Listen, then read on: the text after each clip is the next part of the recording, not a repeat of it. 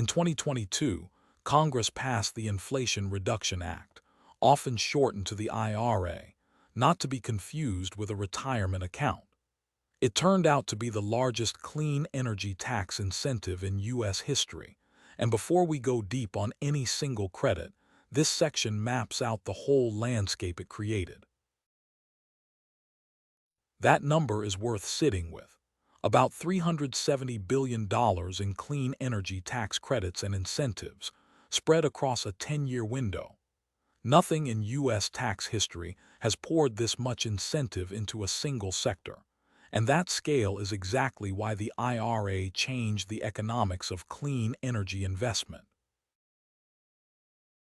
Before the IRA, a clean energy project with weak tax liability could not fully use a large credit. The value simply went unused. The IRA fixed that in two ways.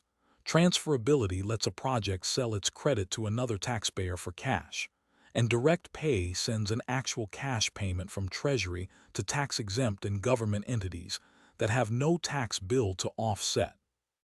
Together, those two features are what turned paper credits into real project financing, and you will see both again across the credits in this landscape. 6 credit families make up the core of the IRA energy landscape. 2 credits cover clean electricity generation and investment. A manufacturing credit rewards domestic production of solar, wind, battery, and critical mineral components. Separate credits exist for clean hydrogen production and for carbon capture, and a vehicle credit covers both new and used electric vehicles. Treat this table as your map for the rest of the course, not your final destination. The electricity, vehicle, and building credits each get their own dedicated section later. The 2 clean electricity credits are the backbone of renewable project finance.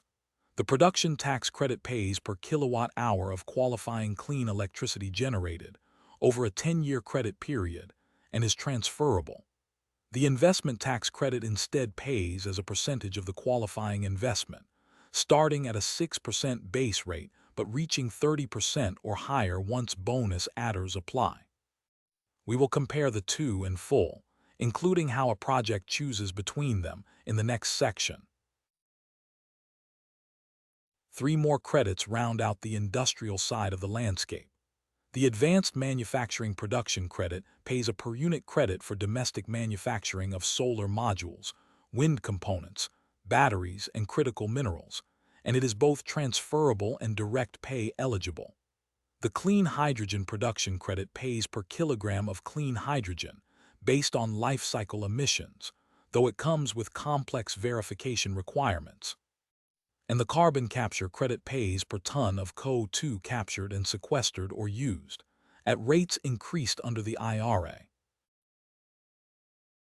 The last credit in the landscape is the one most clients will already have heard of, the Clean Vehicle Credit.